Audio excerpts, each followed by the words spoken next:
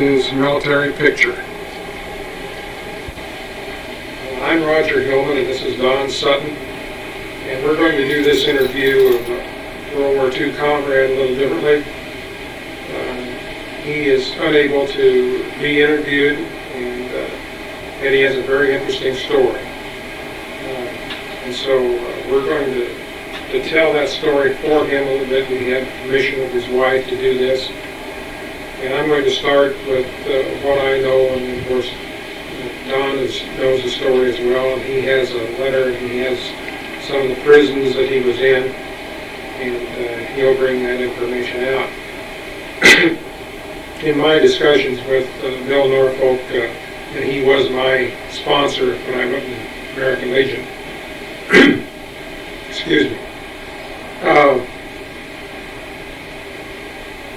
Bill Norfolk was not born in Palmyra. He came from an area to the northwest. I'm not real sure of that, but I think he came from the Dakotas.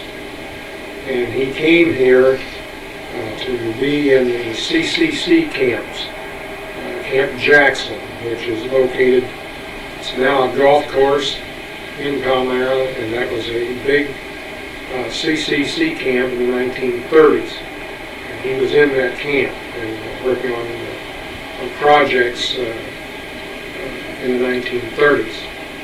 It was while he was in that camp that he got drafted into the United States Army. He got drafted very early in the draft. And so very early on he was sent to do training, and then from basic training he was sent to the Philippines. And he was located on the island of Corregidor. And at that point he was a member of a anti-aircraft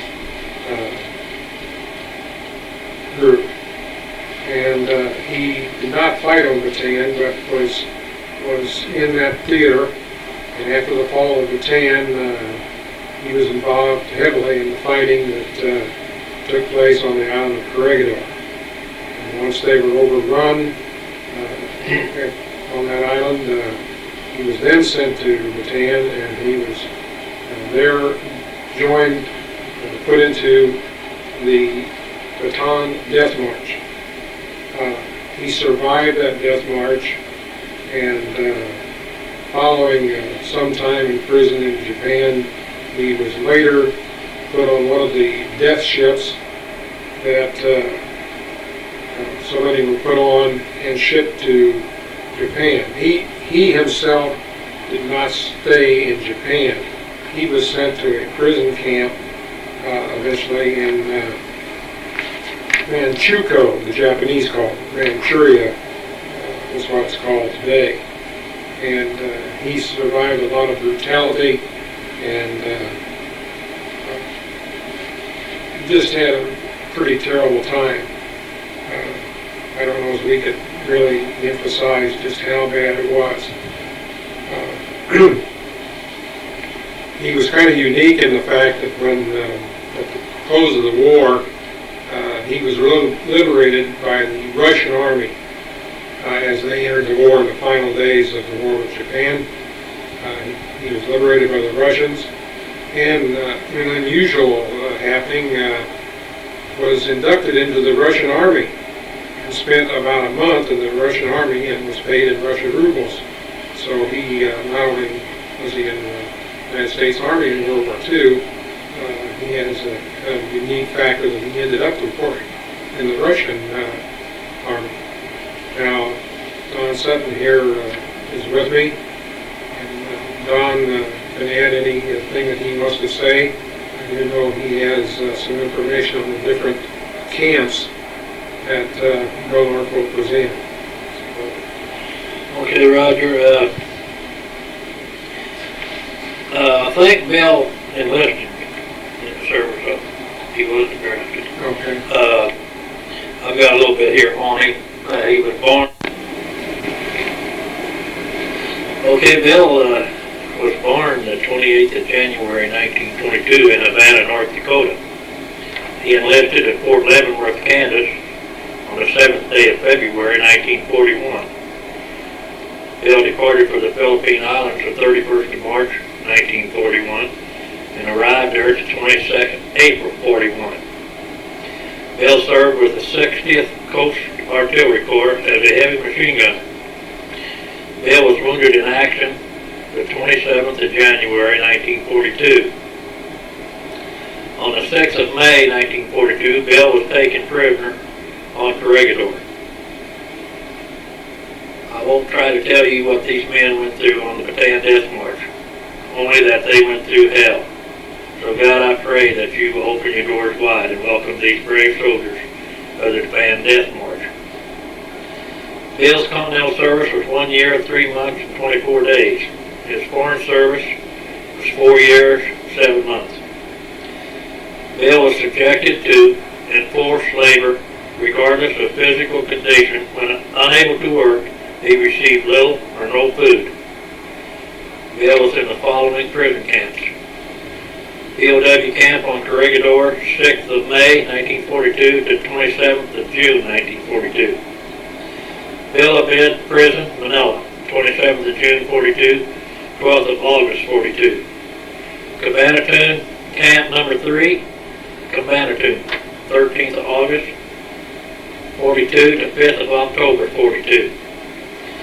POW Terminal in Busan, Korea, 5th of January, 43 to 6th January, 43. POW Camp Montanin, Manchuria, 9th of January, 43 to 28th of August, 45. During imprisonment, Bill suffered from beriberi, malnutrition, dengue fever, dysentery, mumps, broken left eardrum from the Jack rifle bullet, but also bayonet wounds to the left thigh. Bill's decorations and citations: American Defense Ribbon with 1 Bronze Battle Star, American Theater Ribbon, Asiatic Pacific Theater Ribbon with 1 Bronze Battle Star, Philippine Defense Ribbon with 1 Bronze Battle Star, Distinguished Unit Badge with 2 Bronze Oak Leaf Clusters, World War II Victory Ribbon, Prisoner of War Medal, Good Conduct Medal, Purple Heart Medal. Bill was a life member of the Veterans of Foreign Wars, Post 1041 Palmyra.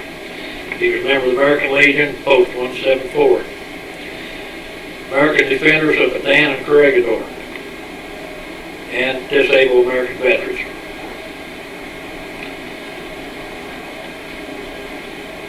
Bill was a good soldier and a good friend. He will be missed, but he will not be forgotten. We would like to maybe add 1 or 2 points that his wife has several books that include a lot more. They include some of the real severe living conditions that they endured on the death ships that took them from the Philippines to their prison camps that they later were in. Also, a little sidelight is that we had another Air Force veteran that lived in Palmyra, is from Palmyra, and towards the end of the war, this crew made an overflight of the prison camp that Bill was located in. And when they flew over, they dumped out food and supplies to the people that were being held there. Neither one knew of the other's existence, but later after the war, the 2 of them, sort of by luck, found out that had taken place. That one of them in the plane that flew over this prison camp dumping food out didn't realize that the other Palmyra person was in the camp down below. And that's registered with the Spectator, local newspaper here in Palmyra.